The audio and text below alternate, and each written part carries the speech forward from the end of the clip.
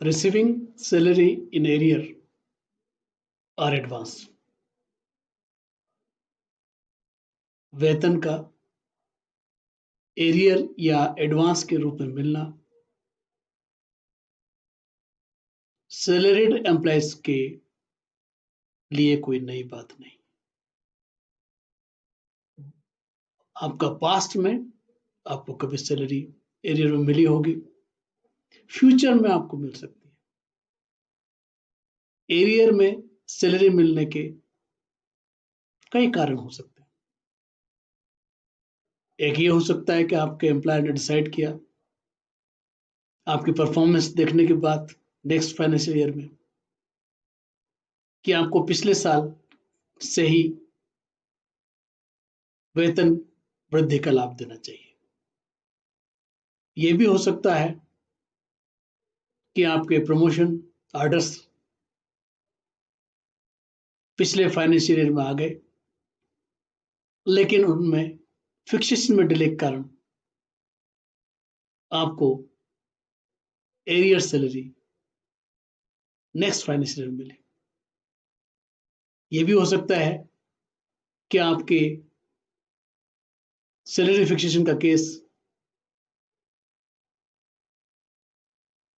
किसी डिस्प्यूट के कारण डिले हो गया हो और उसके कारण आपको एरियर सैलरी का सब्सिक्वेंट ईयर्स में मिला हो। ऐसा हो सकता है एक फाइनेंशियल ईयर की सैलरी एक से ज्यादा फाइनेंशियल ईयर की सैलरी के लिए भी हो सकता है। और जब एरियर आपको सैलरी मिलती है या एडवांस में जब आपको सैलरी मिलती है, तब बहुत सी बार देखेंगे कि जब आप इनकम टैक्स का कैलकुलेशन करने जाते हैं तो आपको लगता है कि यदि ये एरियर सैलरी मुझे उसी फाइनेंशियल ईयर में मिल गई होती जिसमें ड्यू थी तो टैक्स की लायबिलिटी कम होती, इसके बजाय कि जिस फाइनेंशियल ईयर मुझे मिली है और इनकम टैक्स एक्ट के प्रावधानों के मुताबिक एरियर भी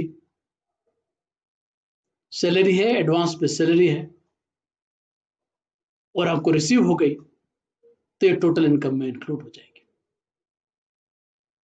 सो आपके क्वेश्चन दिमाग में ये क्वेश्चन आना स्वाभाविक है कि मेरी जो एडिशनल टैक्स लायबिलिटी है, मुझे जो एक्स्ट्रा टैक्स की जिम्मेदारी बन रही है एरियर के कारण या एडवांस सैलरी के कारण, क्या उससे कोई टैक्स रिलीफ मुझे मिल सकती है। बहुत से एम्प्लॉय अपने टैक्स रिलीफ के इस प्रावधान की जानकारी नहीं होने के कारण जो उनको लीगली या वाजिब जो टैक्स रिलीफ है उसको भी वो क्लेम नहीं कर पाते। तो आज मैं आपके सामने इनकम टैक्स एक्ट के सेक्शन 89 की चर्चा करूंगा जो आपको टैक्स रिलीफ की बात करता है। वो टैक्स रिलीफ कब मिलेगी, उसका कैलकुलेशन कैसे होगा और उसके लिए क्या फॉर्मेलिटीज या औपचारिकताएं आपको कंप्लीट करना होंगी, उसका क्लेम कैसे करना होगा, इस सब की मैं चर्चा आपसे अभी करूंगा। इसके पहले मैं अपने बारे में थोड़ा सा परिचय आपको दे दूं। मैंने 30 साल तक या कहें 31 वर्ष तक इनकम टैक्स डिपार्टमेंट में विभिन्न पदों पर कार्य किया है और मैं principal commissioner of income tax के पद से रिटायर हूं।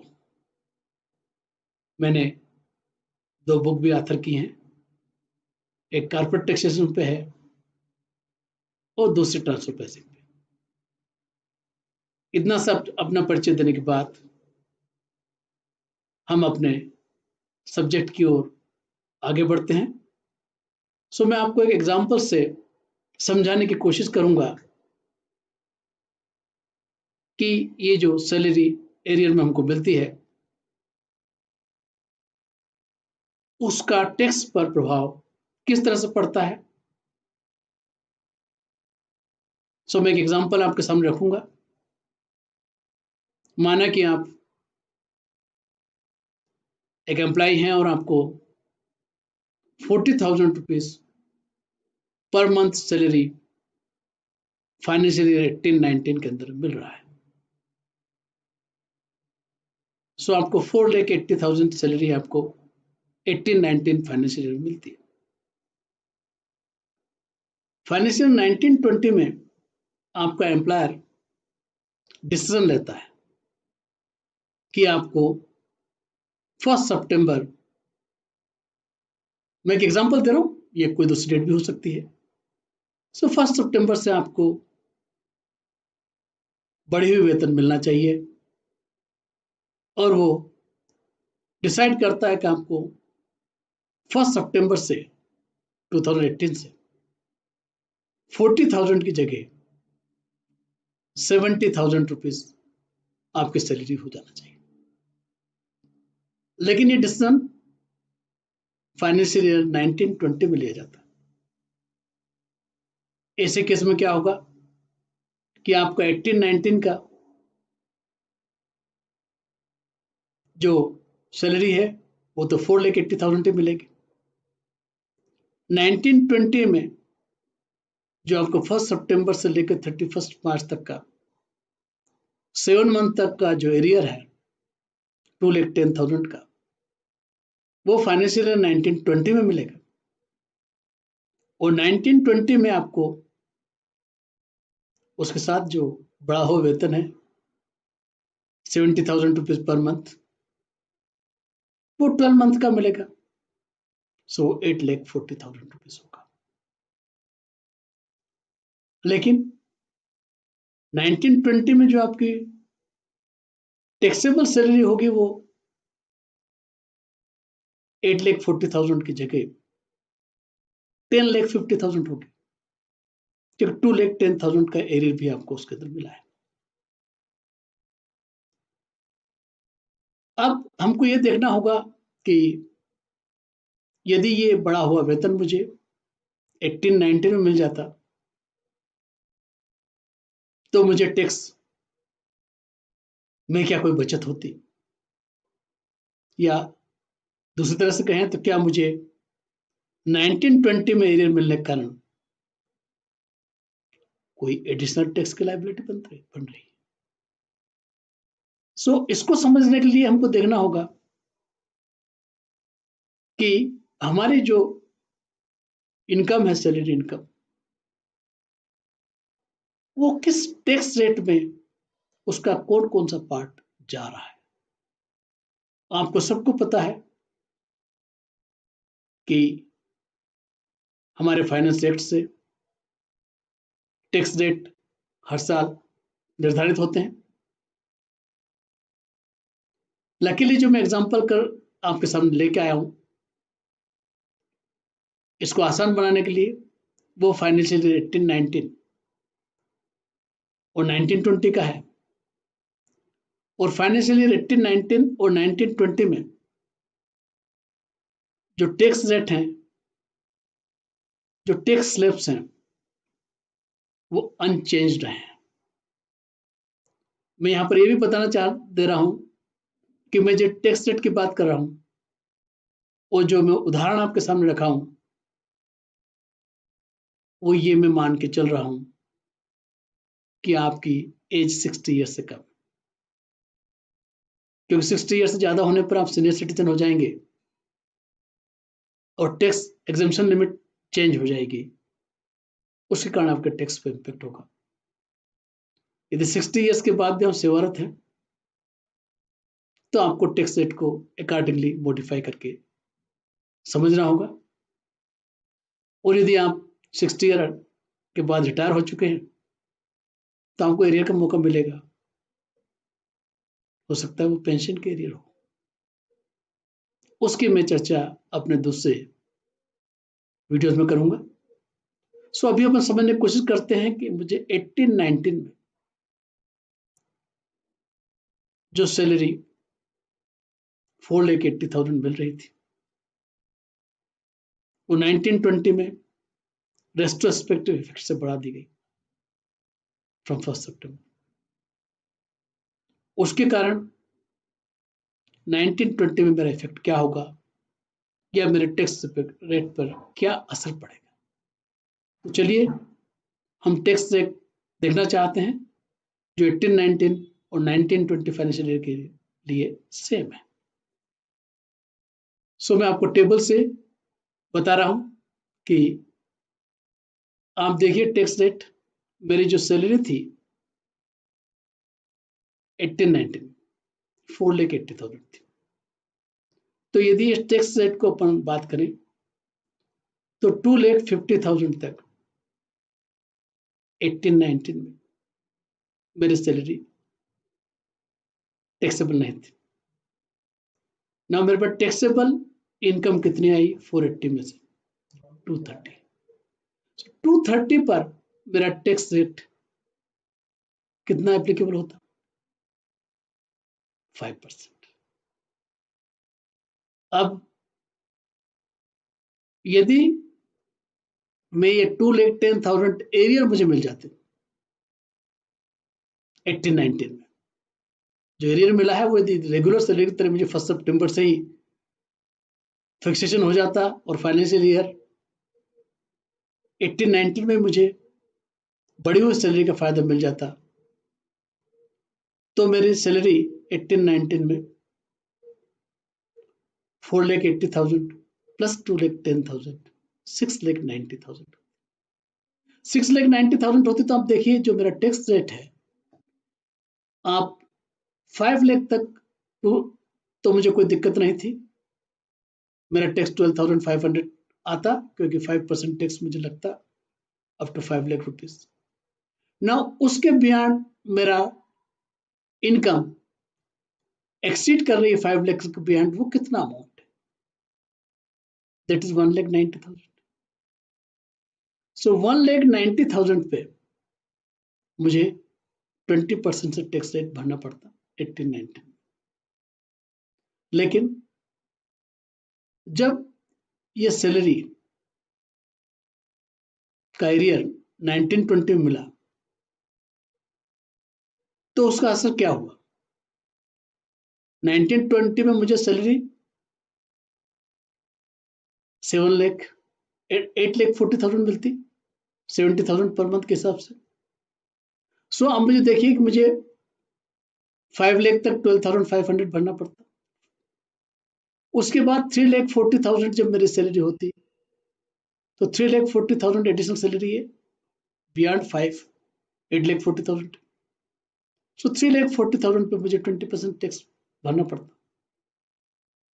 लेकिन चूंकि एरियर 2,10,000 का मुझे मिल गया 1920 में, तो मेरी सैलरी जो 8,40,000 टैक्सेबल होना चाहिए थी 1920 में, उसमें 2,10,000 और ऐड हो गया और वो 10,50,000। 10,50,000 से क्या हुआ कि जो मेरी 8,40,000 सैलरी मिलने पर 3,40,000 की सैलरी थी जो 20% के टैक्स ब्रैकेट में आती थी, उसकी जगह कितनी आ गई 5 लाख। तो अब मेरे 10 लाख से क्रॉस कर गई। और उसके बियॉन्ड आप देखिए कि 50,000 रुपीज मेरी सैलरी और बची 10,50,000 वो 50,000 30% पे टैक्स हो गई। तो आप देख रहे हैं कि यदि जो एरियर मुझे 1920 में मिला यदि 18-19 में ही मिल जाता तो मेरा 20,000 तो उसमें से 2,10,000 में 20,000 तो मेरा 5% के टैक्स रेट भी जाता। बाकी 1,90,000 20% में जाता।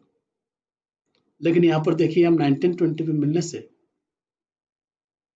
मेरा जो 2,20,000 है उसका पार्ट 20% स्लैब में जा रहा है, पार्ट 30% स्लैब में जा रहा है। इसका मतलब 1920 के अंदर मेरी टैक्स लायबिलिटी तो बढ़ने ही वाली है। सो अब हम ये देखने की कोशिश करेंगे कि इस एग्जांपल को आगे बढ़ा के जो मैंने कहा कि टैक्स लायबिलिटी कितनी बढ़ेगी 1920 में, उसको समझेंगे। और उसके बाद हम जाएंगे 1819 में कि उसमें टैक्स लायबिलिटी एरियर नहीं मिलने के बाद कारण या सैलरी समय पर नहीं मिलने के कारण जो बढ़ी हुई सैलरी, मुझे वहां पर टैक्स का कितना रिडक्शन हुआ और 1920 में कितना इंक्रीज हुआ। सो देखिए 1920 में हमारी सैलरी थी 8,40,000। यदि मुझे रेगुलर सैलरी मिलती तो 8,40,000 थी। 8,40,000 में मेरा टैक्स पेएबल कितना बनता? फर्स्ट 2,50,000 पे जीरो था, नेक्स्ट 2,50,000 पे 12,500 5% के हिसाब से, नेक्स्ट 3,40,000 पे मुझे 68,000 रुपीज टैक्स भरना पड़ता। तो आप ये देखिए कि मेरी टोटल टैक्स लायबिलिटी ऑन 8,40,000 पे क्या होती? 80,500 यदि मुझे एरियर नहीं मिलता। अब हम समझने की कोशिश करते हैं कि मुझे एरियर मिलने के बाद क्या हुआ। एरियर मिलने के बाद मेरी सैलरी 10,50,000 हो गई। 10,50,000 के कारण आप देखिए कि 2,50,000 तक कोई असर नहीं हुआ। 2,50,000 टू 5 लाख जो मेरा एडिशनल 250 है उस पर भी टैक्स रेट में कोई चेंज नहीं, 12,500 मुझे लगा। उसके बियॉन्ड 5 लाख पे 20% मुझे लगा तो 1 लाख रुपीज टैक्स हो गया उसके ऊपर। और उसके बियॉन्ड मेरे पास चूंकि 10,50,000 है, सो 50,000 पे 30% टैक्स लगा, 15,000 रुपीज। सो आप देखिए मेरी टैक्स लायबिलिटी यदि मुझे 8,40,000 मिलता तो कम होती, और जब वो एरिया के साथ मिली तो मेरी टैक्स लायबिलिटी बढ़ गई। अब इसका मतलब ये है कि जो मुझे रेगुलर सैलरी मिलती बिना एरियर के और जो एरिया के साथ मिली है, इन दोनों का जो टैक्स रेट का जो डिफरेंस होगा वही प्रिज्यूम किया जाएगा कि वो जो एरिया मेरा मिला उस पर टैक्स है। सो आप देखिए टैक्स विद एरियर्स जो है, मैंने आपको बताया था कि 1,27,500 मेरा टैक्स। जब यदि मुझे एरियर नहीं मिलता तो मुझे सिर्फ 80,500 रुपीज टैक्स भरना। इसका मतलब मेरे पास इंक्रीज जो एडिशनल टैक्स लायबिलिटी है वो कितनी बढ़ गई? आप देखिए मेरी एडिशनल टैक्स लायबिलिटी 47,000 रुपीज बढ़ गई। सो 1920 में ड्यू टू एरियर मेरी एडिशनल टैक्स लायबिलिटी कितनी बढ़ी? मेरी टैक्स लायबिलिटी कितनी इंक्रीज हुई? 47,000। ये क्यों हुई? जो टैक्स एरियर 2,10,000 रुपीज का है।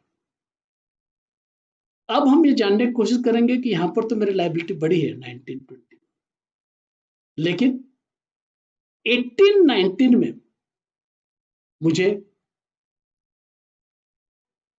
चूंकि वो सैलरी जो बढ़ी हुई उस साल नहीं मिली, उसके कारण मेरे टैक्स रेट पे टैक्स लायबिलिटी पे क्या कमी हुई?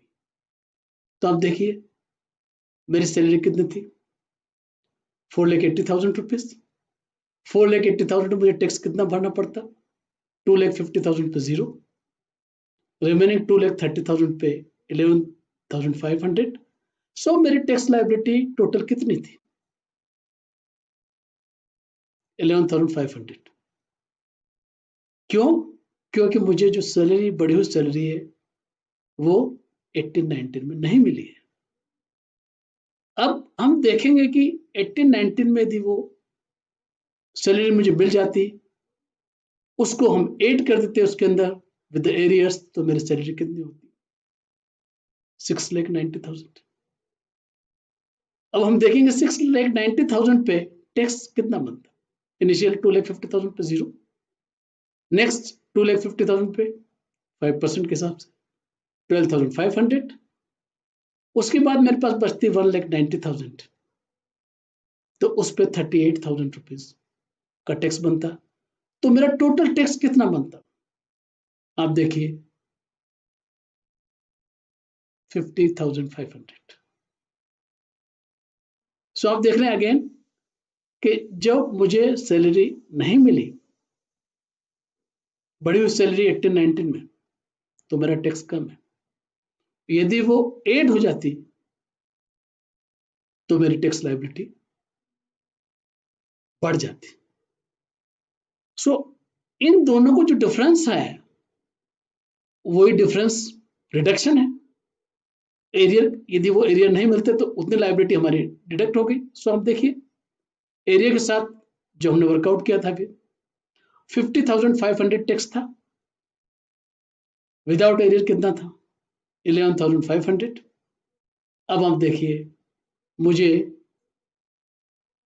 39,000 रुपीज का टैक्स का बेनिफिट हुआ 18-19। आपने देखा 19,000 में 19-20 में 47,000 मुझे इंक्रीज लायबिलिटी थी, और 18-19 के अंदर मेरी लायबिलिटी डिक्रीज हो गई कितना? 39,000 से। So as a normal tax payer मेरी उम्मीद क्या होगी? मेरी उम्मीद होगी कि मुझे रिलीफ मिले, क्योंकि मुझे 8,000 रुपीज 19-20 में टैक्स ज्यादा भरना। सो आपको चिंता करने की जरूरत नहीं, इसके लिए सेक्शन 89 है जो इन सिचुएशन में इनकम टैक्स रिलीफ प्रोवाइड करता है। जब एरियर या एडवांस सैलरी के कारण, इस सेक्शन में दूसरे एस्पेक्ट भी कवर है, लेकिन मैं यहाँ पर लिमिटेड, क्योंकि हम एरियर एडवांस सैलरी की बात कर रहे हैं, वहीं तक डिस्कस कर रहा हूं। तो सेक्शन 89 कहता है कि जब एरियर या एडवांस सैलरी का आपको जो टैक्स है, assess tax on total income बढ़ जाता है due to change of rate in income tax, then you are eligible for relief under section 89. Now section 89 ये भी कहता है कि रिलीफ कैसे कंप्यूट हो। तो इसमें कहा गया है कि जो रूल 21A में जो प्रिस्क्राइब किया गया है उतनी रिलीफ आपको मिलेगी। 21A जो रूल है इनकम टैक्स एक्ट का, उसके अंदर इसका मैनर ऑफ कंप्यूटेशन दिया गया है। मैंने आपको एग्जांपल कोट किया 1 साल के एरियर का, 18-19 का एरियर 19-20 मिला। एरियर 1 से ज्यादा साल का भी हो सकता है, तो आपको उसके लिए जो फॉर्मेट है वो उसको आपको फिलअप करना होगा। लेकिन उसके पहले मैं बता दूं कि इनकम टैक्स रिलीफ कितनी कंप्यूट होगी। सो इनकम टैक्स रिलीफ जो मैंने आपको बताया, जो आपकी उम्मीद है कि भाई मुझे 47,000 रुपीज 19-20 में ज्यादा टैक्स भरना पड़ा, और 18-19 में 39,000 रुपीज कम टैक्स भरना पड़ा, तो मुझे रिलीफ 8,000 रुपीज की मिलना चाहिए। तो आपको अगेन बिल्कुल निश्चिंत हो जाना चाहिए कि similar provision has been made in rule 21A। उसको कैलकुलेट करने का ये मैनर है, मैंने इसको आसान करके आपको समझाने की कोशिश की है। सो अब उसके बाद आपका कंपटीशन हो जाएगा।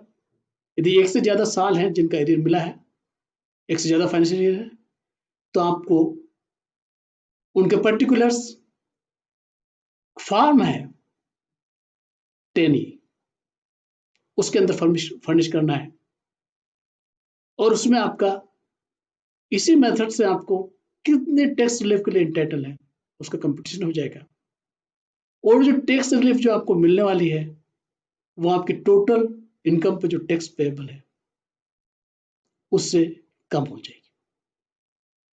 अब इसको क्लेम करने का प्रोसीजर क्या होगा, वो रूल 21A के अंदर दिया गया है। आपको एक फॉर्म है प्रिस्क्राइब्ड 10E, उसको फिलअप करना होगा, और वो आप 2 स्टेज पे सबमिशन कर सकते हैं। सबको पता है कि आपका एम्प्लॉयर जब आपको सैलरी देता है तो वो सेक्शन 192 के अंदर टैक्स डिडक्ट करता है।